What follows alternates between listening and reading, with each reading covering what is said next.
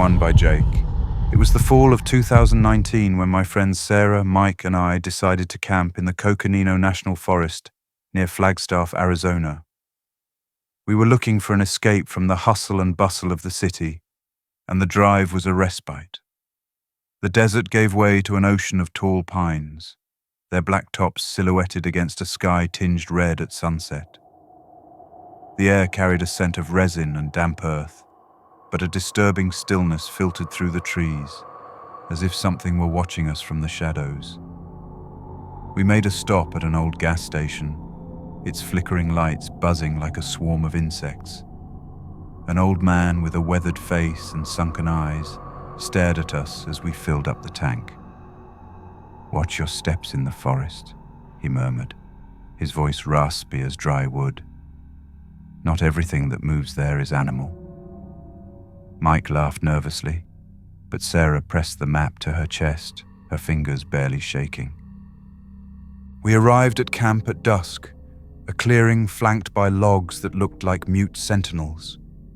We pitched the tents under the glow of our lanterns, the rustle of dry branches under my boots echoing like furtive footsteps. The cold ran through my jacket, and the shadows seemed to lengthen, dancing at the edge of my vision as if the forest were breathing. We lit a fire, the flames projecting twisted shapes onto the trees. The smell of burning wood mixed with the sweetness of the marshmallows we roasted. That's when I brought out the Wendigo, a creature of native legends, tall, bony, with eyes like embers and a hunger that devours souls. Since I was a child, the supernatural had trapped me. I remembered nights shivering under the covers, imagining howls in the darkness that my father dismissed as the wind. That fascination pushed me to tell it. Sarah frowned, hugging her knees. "Stop, Jake. It's not funny," he said, his voice strained. Mike laughed. They're children's stories, but his eyes were lost in the blackness beyond the fire. The night fell like a heavy curtain. The forest fell into absolute silence. No crickets, no wind, just an empty hum that squeezed the eardrums. I squeezed into my tent, the sleeping bag frozen against my skin. I tried to sleep, but the shadows seemed to be getting closer, bringing echoes of my childhood. One night camping with my father, a distant howl that kept me awake, shivering under a threadbare blanket, convinced that something was lurking outside. Now, that fear returned, crawling down my back. Then I heard it, a dry crunch, as if something heavy was breaking branches in the distance. I sat up, my heart pounding my chest. "Did you hear that?" whispered Sarah from her tent, her voice fragile. "It must be a deer," I said, though my mouth was dry as ash. But a low, guttural, almost human growl crept through the trees, laden with a living menace. Mike walked out of his tent, his hair tousled and his eyes bulging. "That's not a damn deer," he said, his voice breaking. I grabbed my flashlight, the plastic slippery with sweat, and followed him. The beam of light cut through the darkness, revealing pine logs and needles, but nothing else. Until I saw it, two bright spots between the trees, eyes piercing me like daggers. I blinked, and they disappeared. "There is nothing," I lied, backing away. But the footsteps returned, heavy, circling the camp like a lurking predator. Strange whispers floated in the air, incomprehensible words that made my blood run cold. We huddled into my tent, trembling, counting down the minutes until dawn. In the morning, as I was dressing, I felt a burning sensation in my arm. I rolled up my sleeve and there they were, 3 deep scratches, red as fresh blood, as if invisible claws had marked me in the night. Sarah stifled a scream. Mike paled, his hands shaking. "It wasn't me," I said, my voice trembling. "I don't know how this happened." We explored the camp and found footprints, huge, almost 40 centimeters, with claw marks sunk into the ground. Next to them, a barefoot human footprint, as if someone had walked with the creature. The air felt thick, as if the trees were holding their breath. Near a stream we found a mangled deer, its entrails scattered in a slimy puddle, its eyes gouged out, and a stench of rot that turned my stomach. That afternoon, while we were collecting firewood, I stumbled upon an abandoned cabin, hidden behind a bush. The windows were broken, and the door hung on a rusty hinge. Inside, the floor was covered in dust and dry leaves, but there were fresh claw marks on the walls, as if something had been there recently. In one corner, a pile of small bones, perhaps rabbits, formed a perfect circle. Sarah begged us to leave, tears streaming down her cheeks. Mike insisted he was just a cougar, but his voice was a trembling thread. I felt an unhealthy attraction, as if the forest was whispering to me to stay. That night the noises returned with fury. Something brushed against my tent, leaving a foul smell that seeped through the seams. An inhuman shriek tore through the silence, caught between the animal and the demonic. We don't wait any longer. We packed blindly, tripping over ropes and stakes, and ran to the car. Looking back, I saw her. A tall, bony figure, with arms long like broken branches and eyes that burned like fire. He watched us from the edge of the forest, motionless, his silhouette silhouetted against the moon. "What's that, Jake?" Sarah groaned, digging her nails into my arm. I looked again, and it was gone. We drove non-stop, the engine roaring in the night. In the rearview mirror, I swear I saw something running through the trees, following us into the distance. The scratches healed over time, but the feeling of being hunted persists. Sometimes, in the stillness of the night, I hear a growl outside my window, low and hungry. Was it the Wendigo? I don't know. But something tells me that we haven't completely escaped. Story 2, by Alex. It was a freezing night in the Coconino National Forest, and I was driving alone on a narrow, winding road, looking for a remote campsite to photograph the sunrise. The pines rose like colossal shadows, their bare branches clawing at a starless sky. My headlights barely pierced the darkness, and the hum of the engine was the only thing that broke the oppressive silence. I was exhausted, my eyes heavy from hours behind the wheel, but the cold that crept through the open window kept me awake. I had always been an inveterate skeptic. Ghosts, creatures, all of that seemed like gullible garbage to me. I remembered a talk with my friend Tom, in which I mocked his belief in the paranormal, saying that fear was just the mind playing tricks. That night, my certainty began to crumble. She appeared by the roadside, motionless in the dim moonlight. She wore a grey and threadbare dress, with frayed lace that hung like cobwebs. A tilted hat hid part of his face, but his skin was pale, almost translucent, and his hair fell in dark tufts over his shoulders. He didn't look at me. He raised an arm in a slow, almost mechanical motion, and pointed toward the trees. I slammed on my brakes, the screech of the tires echoing like a scream in the night. My heart was pounding in my chest. Who was that? What was she doing alone in the middle of nowhere? I rolled down the window, the icy air cutting my face like razors. "Hey, are you okay?" I shouted, my voice bouncing between the logs. He did not answer. His eyes were empty, fixed on the forest, as if he saw something beyond my comprehension. I followed their signal and saw them, a colossal moose with horns twisted like dead branches, leading a group of females. They crossed the road with silent steps, their breaths forming white clouds that floated in the frigid air. It was a hypnotic, almost unreal scene. But when I looked at it again, it was gone. I turned off the engine and walked out, my boots crunching against the icy gravel. "Hello?" I called, sweeping the trees with my flashlight. The beam of light danced through the branches, but there was no trace of it.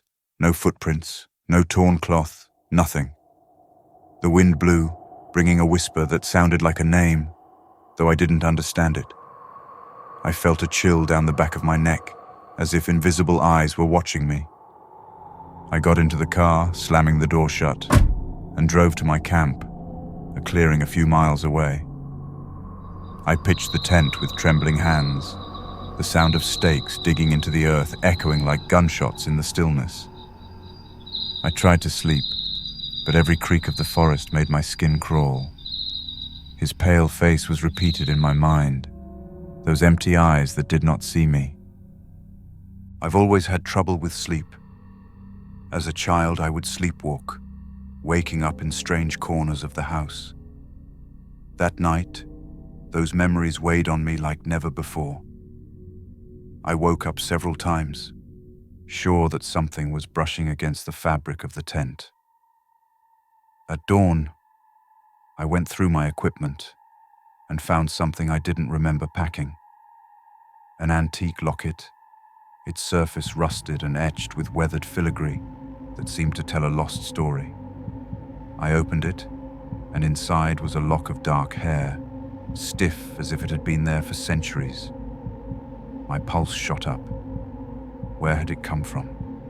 I had no answer, but the weight of the object in my hand filled me with a restlessness that I could not shake off. Later, I stopped at a beat-up gas station. An old man with weathered hands filled my tank, and I risked asking, "Have you heard of a woman in the woods, pale, in an old dress?" He stared at me, his grey eyes narrowed like slits. "The lady of the forest," he said, his voice raspy as gravel. "A pioneer who died lost in 1800. He appears to warn or to attract the curious." "Attract," I repeated, a knot tightening in my stomach. Some say it protects the forest. Others, that it leads people to be lost forever. I forced a smile, but he didn't give it back. He just stared at me until I left. At home, I searched dark internet forums. I found stories, drivers who saw her pointing towards nothingness, always vanishing without a trace. One swore that he had captured her in a photo that he did not remember taking. That night I reviewed my sunrise photos. They were flawless, the sky burning in shades of gold and pink. But in one, among the trees, she was, a blurred silhouette, staring directly at me. I hadn't seen her when I shot. I deleted the photo with clumsy fingers, but the cold stayed in my bones. Days later, going through my backpack, I found a crumpled note, written in shaky handwriting. "Don't come back." It wasn't my handwriting, and I swear it wasn't there before. Since then, I dream of her, pointing towards the forest, her lips moving without sound. Sometimes I wake up with my heart racing, sure that someone is outside, looking out my window. My skepticism cracked that night, and now I wonder, did she want to warn me or take me with her? I don't know, but the locket is still on my desk, and I dare not open it again. Story 3, by Lisa. I wanted a quiet weekend, so my friends Tom, Emma, and I camped in a forgotten corner of Arizona, surrounded by rocky hills and parched bush. We were far from roads, from telephone signals, from any trace of civilization. The sky was a blanket of stars so bright that they seemed about to fall on us. We laughed by the fire, the crackle of the wood mixing with the aroma of smoke and dry pine. We told silly stories, and the desert felt like a perfect retreat. But when the flames were reduced to embers, a dense silence took over the place, as if night were holding its breath. It was close to midnight when we went into the shops. I've always feared the dark. As a child, a blackout left me trapped in the basement, surrounded by shadows that seemed to move. and I've slept in a dim light ever since. That night, as I pulled into my tent, that old fear crawled down my back. The cold seeped through the seams, and I curled up in my jacket, almost asleep. Then I heard it. An engine, far away at first, like a buzz on the horizon. I sat up suddenly, the dream fading away. "Do you hear that?" I whispered, my voice trembling in the gloom. "It's nothing," Tom growled, half asleep. But the sound grew, a low snore that vibrated on the floor like a heartbeat. Emma peered through the zipper of her tent, her eyes shining with a fear that mirrored mine. Headlights cut through the night, a blinding white that lit up the shops like paper screens. A car was moving slowly down the gravel road, its tires creaking at a deliberate, almost calculated pace. He passed by, and I let out a trembling sigh, my hands clutching the sack. But then he stopped a few meters away, turned around and returned. He stood 40 meters away from us, the high beams pointing at us like angry eyes. "What the hell are they doing?" Emma said, her voice barely a thread. "Are they lost?" I replied, though my throat was dry as the desert. I didn't believe it, not with the way they approached us. They did not move. The engine was still running, a constant snore that pierced my nerves. My pulse beat in my temples, and time stretched like an endless nightmare. I looked at Tom, who clenched his fists until his knuckles turned white. "Let's see," he suggested, but his voice trembled, betraying his bravado. "No," hissed Emma, hugging her knees tightly. I peered through a crack in my tent, but the light blinded me. I could only see the silhouette of the car, motionless and dark, like a shadow with a life of its own. I noticed something strange. The hood seemed dented, as if it had collided with something big, and a slight hum, almost a wail, escaped from the engine. The air was heavy, every breath an effort, and sweat ran down my back despite the freezing cold. Then I heard something else.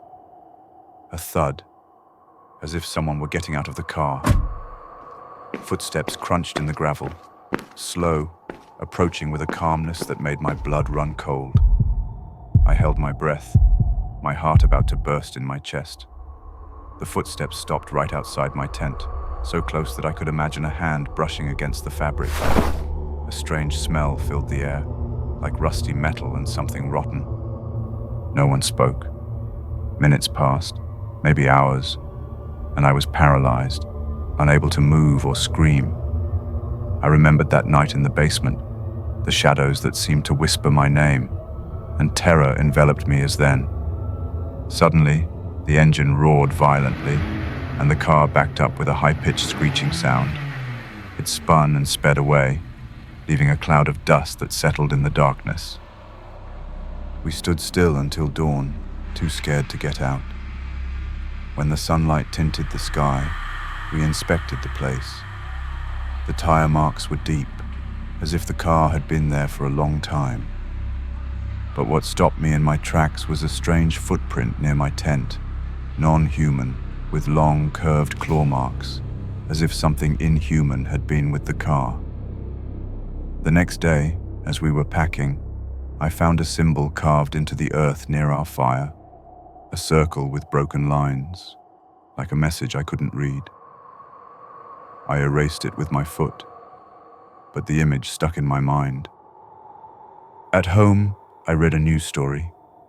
A fugitive had been caught in the area, with a car similar to the one we saw, but it doesn't fit. The way he looked at us, those headlights fixed like eyes, the deliberate footsteps, he didn't seem human.